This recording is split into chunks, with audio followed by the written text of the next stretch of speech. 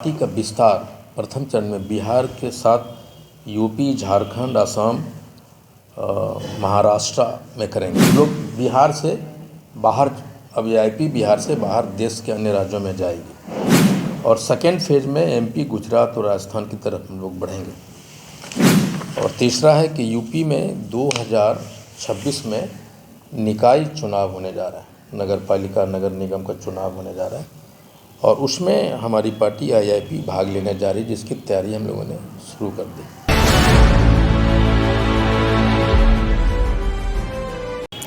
नमस्कार, आप देख रहे हैं स्टार टीवी बिहार और मैं हूं आपके साथ ऋतु।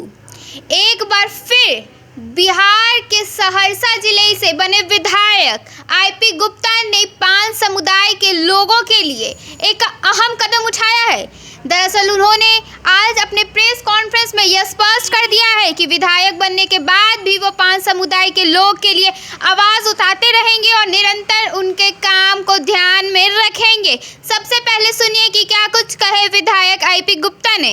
जो पैतृक संगठन है, मातृ संगठन है अखिल भारतीय पान महासंघ, जो 2016 में बनी और इसकी शाखाएं पूरे भारत में, तो राष्ट्रीय स्तर से ग्राम स्तर तक की जितनी कमेटियां अखिल भारतीय पान महासंघ का, उसको पुनर्गठित करने का हम लोगों ने फैसला किया है। तो तत्काल प्रभाव से सारी कमेटियां भंग होती है। उसी तरह आईआईपी को भी पुनर्गठित करना है, इसलिए राष्ट्रीय स्तर से लेके जिस राज्य में जहाँ जहाँ जो कमेटियाँ बनी है उसको भी भंग किया जाता है। और इस भंग करने के बाद हमने यूपी में, अभी आपको पता है कि मैं 2 दिन पहले यूपी में था, वह 9 सदस्यीय टीम बनाया है कि जो यूपी को इस संगठन को मजबूत करेगा, वहाँ के पदाधिकारियों को चयन करेगा। ठीक उसी तरह बिहार में हमने 9 आदमी का कमेटी बनाया है और इस कमेटियों को भंग करने के साथ ही हमारे जो राजेश कुमार प्रसाद जी प्रदेश अध्यक्ष थे, उनको दोबारा हम लोग प्रदेश अध्यक्ष बना रहे हैं। और प्रोफेसर के राज हमारे कार्यकारी अध्यक्ष थे, राष्ट्रीय कार्यकारी अध्यक्ष, तो उनको दोबारा कार्यकारी राष्ट्रीय अध्यक्ष बनाया जाता है और राजेश जी को प्रदेश अध्यक्ष बनाया जाता है।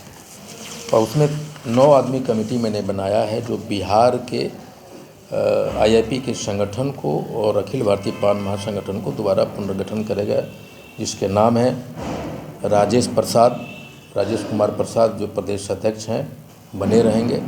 प्रोफेसर के राज राष्ट्रीय कार्यकारी अध्यक्ष बने रहेंगे। राम सकल दास जी, ये जो कमेटी बनी उसके सदस्य होंगे सब, राम सकल दास जी, हरिहर दास जी, रामाधीन जी जो मधुबनी के हैं, मुकेश मंडल जी भागलपुर से हैं, पंचायती राज प्रदेश अध्यक्ष हुआ करते थे, चंद्रशेखर शर्मा जो मधेपुरा के हैं, खुशबू राय और फाहिमा खातून जी। ये 9 सदस्यीय टीम है जो आईआईपी को मजबूत करने के लिए, पुनर्गठन के लिए बनाए गए हैं। उसके बाद आपको बताऊं कि हम पार्टी का विस्तार प्रथम चरण में बिहार के साथ यूपी, झारखंड, असम, महाराष्ट्र में करेंगे। भारत के साथ राज्य हम लोग बिहार से बाहर, अब वीआईपी बिहार से बाहर देश के अन्य राज्यों में जाएगी और सेकेंड फेज में एमपी, गुजरात और राजस्थान की तरफ हम लोग बढ़ेंगे। और तीसरा है कि यूपी में 2026 में निकाय चुनाव होने जा रहा है, नगर पालिका, नगर निगम का चुनाव होने जा रहा है और उसमें हमारी पार्टी आईआईपी भाग लेने जा रही है, जिसकी तैयारी हम लोगों ने शुरू कर दी। चौथा है कि याचिका समिति की बैठक है 2 अक्टूबर को।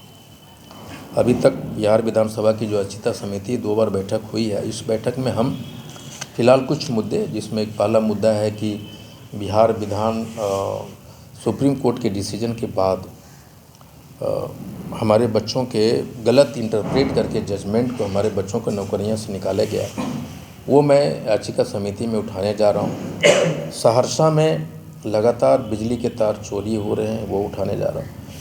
और सहरसा में एक गंभीर मुद्दा ये भी हुआ है कि सूखे नशे कॉलेजों में, इंजीनियरिंग कॉलेज में, पॉलिटिकल कॉलेज में, नवोदय में, गली गली में प्रवेश कर गया, हर घर में प्रवेश कर रहा है सूखा नशा। तो वो भी हम याचिका समिति में डालेंगे, लेकिन हमको लगता है ये सहरसा तक सिर्फ नहीं है, ये बिहार के हर एक कोने में शराबबंदी के बाद ये सूखा नशा हमारे और आपके घरों के नौजवानों के कैरियर ख़राब करते हुए आपके घरों में घुस जा रहा है। और यही एक वजह था कि हम, आपको पता है कि, और फिर एक मीटिंग हम लोग करने जाते हैं कि हमारे पूरे भारत में जितने भी राज्य हैं करीब 18 से 20 करोड़ तांती तत्वा पान कालिता कोली कोरी समाज के लोग हैं और हम लोग एक दूसरे को जानते नहीं हैं। इसलिए हमने एक पहल करना चाहते हैं कि पूरे राज्यों के जितने भी तांती तत्वा पान समाज कालिता कोली कोरी की उपजातियाँ हैं उसका एक मीटिंग करेंगे 3 दिवसीय। वो हो सकता है गुजरात वो हो सकता है महाराष्ट्र, हो सकता है बिहार हो, यूपी हो या दिल्ली हो, जहाँ भी होगा। और हम ये 3 दिवसीय होगा और बिहार में हमारी समस्या क्या है, उनकी स्टेटस क्या है, उस पर एक चर्चा होगा। और यही सब बातें मीडिया के सामने रखना चाहते थे, इसलिए आज मैं आपको बुलाया। और कुछ बात है बताइए। आईपी जी, एक सवाल है, आप जिस गठबंधन से चुनाव लड़कर जीत गया है उस गठबंधन में खास करके पिछले 2 दिनों से काफी खटपट देखने को मिल रहा है। कांग्रेस ने कहा है कि आरजेडी की वजह से हमें नुकसान हुआ है, उनके साथ चुनाव लड़ना मेरे लिए आत्मघाती साबित हुआ है। और सेम यही बात आरजेडी कह रही है कि कांग्रेस हमारे लिए बोझ है। तो आपको क्या लगता है इसमें, क्या इस तरह की चीजें? मैं आरजेडी का तो नहीं सुना, मैंने नहीं देखा, लेकिन कांग्रेस का मैंने वक्तव्य देख रहा था। डॉक्टर शकील अहमद खान साहब का। देखिए, उनका अपनी राय हो सकता है, लेकिन जब हम महागठबंधन में लड़ते हैं और हारते हैं तो ये जो दोषारोपण होता है ना, इस प्रक्रिया को, इस परंपरा को मैं सपोर्ट नहीं करता। ये सबकी नैतिक जिम्मेदारी, अगर हार हुई है तो आईआईपी की उतनी ही जिम्मेदारी जितना आरजेडी की, जितना कांग्रेस को लेना चाहिए। और ये चूँकि सभी को राजनीति करना है, कांग्रेस को भी, हमको भी, राजद को भी, तो अपनी अपनी राहें तलाशेंगे लोग, इस पर विशेष टिप्पणी नहीं करना। लेकिन मुझे लगता है कि महागठबंधन को इंटैक्ट रहना चाहिए। आप महागठबंधन को इंटैक्ट रखते हुए आप अपनी पार्टी की मजबूती दीजिए। आरजेडी अपना कमियों को खोजे, मैं अपनी कमियों को खोजूँ। मेरा व्यक्तिगत ये मानना है कि महागठबंधन को इंटैक्ट रहना चाहिए। लेकिन उन्होंने एकला चलो की राह का मैसेज जो है वो दिया है शकील अहमद खान ने, कि अब कांग्रेस जो है आने वाले समय में बिहार में अकेली राजनीति कर सकती है या चुनाव लड़ सकती है। देखिए, जो भी ये लोग बात बोल रहे हैं वही लोग हैं जो आरजेडी के साथ करना चाहते थे।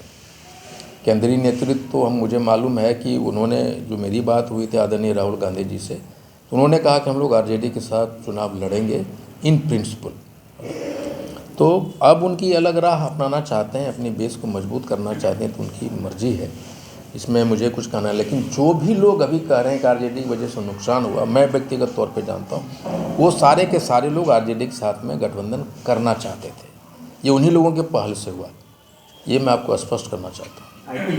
निजी तौर पर आपको नुकसान और फायदा हुआ जिस तरीके से चुनाव हुआ और कांग्रेस दोषारोपण कर रही, तो आप बताइए आपकी पार्टी को फायदा और नुकसान हुआ? देखिए, हमें, जब हम साथ में लड़ते हैं ना, तो हार या जीत परिणाम मात्र होता है, लड़ाई एक शर्त होता है। हाँ, उस लड़ाई के मैदान में हम कितना ठीक से लड़े और क्या कमियां, उसकी समीक्षा होना ज़रूरी होती है, जो अभी तक नहीं किया इन लोगों ने। मैं व्यक्तिगत तौर पे कांग्रेस के लोगों से बात किया, लवरू साहब से मेरी बात हुई, मैंने तेजस्वी यादव जी से बात की, मैंने दीपंकर भट्टाचार्य जी से बात की, और हमने ये कहा कि भाई एक गठबंधन का, महागठबंधन का समीक्षा होनी चाहिए। अपनी पार्टियों का समीक्षा लोगों ने किया, लेकिन मेरा मानना था कि एक महागठबंधन की भी समीक्षा होनी चाहिए थी, जो नहीं हुआ। और हार के बाद दोषारोपण सही नहीं, हार के बाद सामूहिक रूप से जिम्मेदारी लेने की बात होनी चाहिए। ये जो परंपरा, उसके वजह से हारे, अपने वजह से हारे, इस परंपरा, ये हेल्दी ये कस्टम्स नहीं है।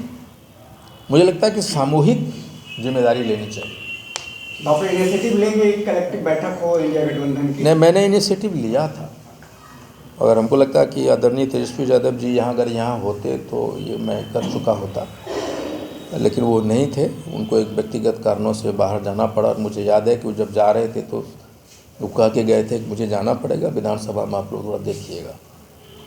तो ये जो है ना, दोषारोपण की जो परंपरा है, मैं इसको सपोर्ट नहीं करता।